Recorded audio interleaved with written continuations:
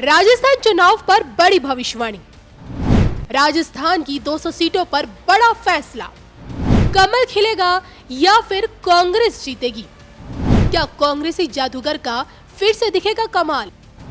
क्या पायलट के रहते गहलोत को मिलेगी कुर्सी? देखिए सिर्फ धर्म ज्ञान पर।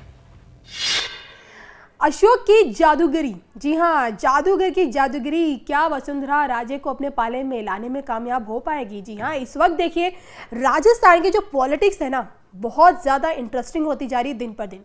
इसी साल राजस्थान में चुनाव हैं और इस वक्त राजस्थान में कांग्रेसियों की सरकार है, यानी कि अशोक गहलोत की।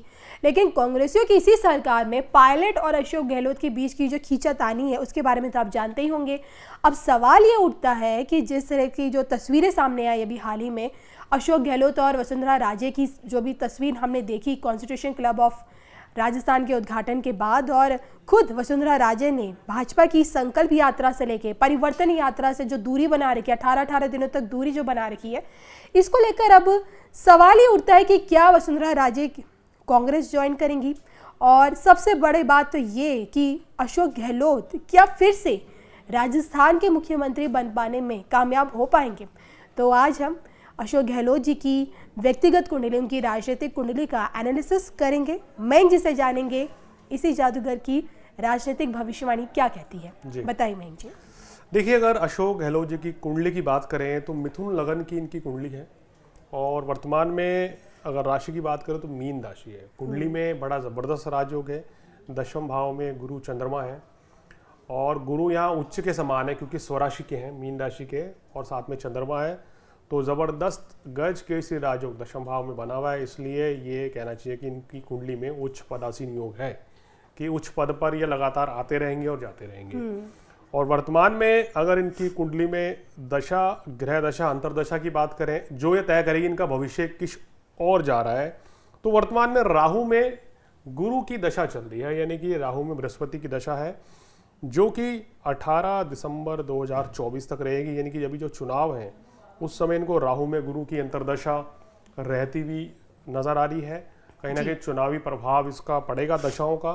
इनके कुंडली की अगर बात देखें तो वर्तमान में शनि की 7.5 शुरू हो चुकी है, जो दिखाता है कि कहीं ना कुछ लोकप्रियता में कमी आना या आशा के अनुरूप परिणाम ना मिल पाना इस चीज़ की ओर वर्तमान में दिखाता है। मयंक जी, अगर हम अशोक गहलोत जी की राजनीति को देखें, बीते 5 सालों की जो इनकी पॉलिटिक्स मैंने देखी है, और कई बार मैंने बाकी चैनलों में भी आपसे, जब मंचों से मैं आपसे पूछा कि क्या पायलट इनसे अलग होके कांग्रेस को कोई झटका देंगे, पायलट का अलग होने से कांग्रेस को कोई नुकसान होगा, तो आपने हमेशा ये कहा है कि नहीं, पायलट हमेशा कांग्रेस में ही आपको दिखेंगे और कांग्रेस में ही उनके आगे बढ़ने की उम्मीद है। आप हमेशा इस पे टिके रहे। और जब ये बातें हो रही थी कि पायलट अलग हो जाएंगे, सिंधिया वाला सीन हमें दोबारा राजस्थान में भी देखने को मिलेगा, उस वक्त भी आपने मना किया था और आपकी बात में भविष्यवाणी भी सत्य हुई।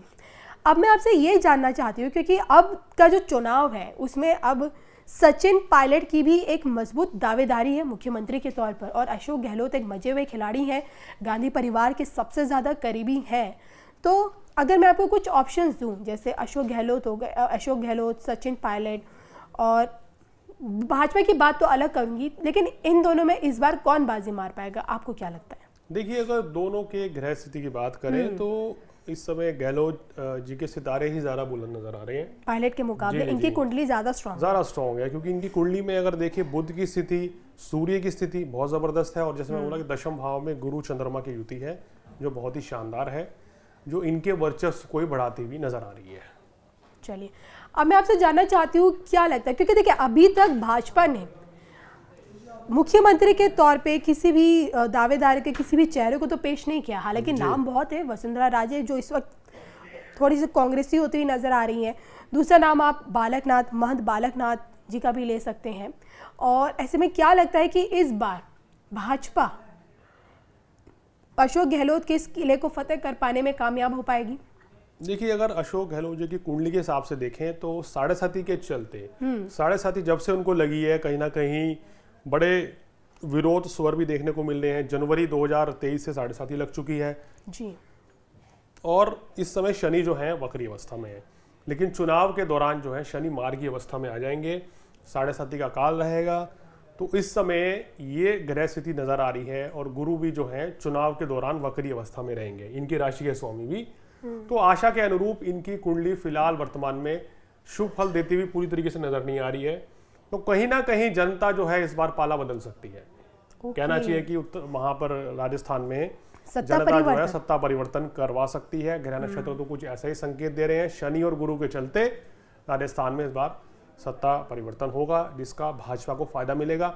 भले ही भाजपा वहां कोई भी कैंडिडेट ना चुने, किसी को भी पीएम का सीएम का कैंडिडेट ना बनाए, उसके बावजूद भी वहां पर भारतीय जनता पार्टी को इस बार फायदा मिलता हुआ नजर आ रहा है, शनि और वक्री बृहस्पति के चलते।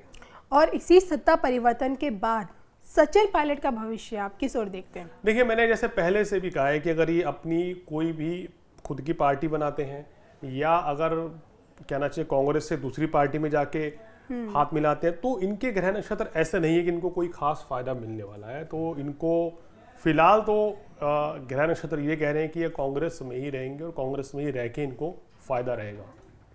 चलिए, तो ये थे मेरे साथ मयंक जी, जिनसे हमने जाना कि इस वक्त राजस्थान की मौजूदा राजनीति को देखते हुए प्रदेश के मुख्यमंत्री जादूगर की जादूगिरी क्या कमाल कर पाएगी आने वाले इस चुनाव में।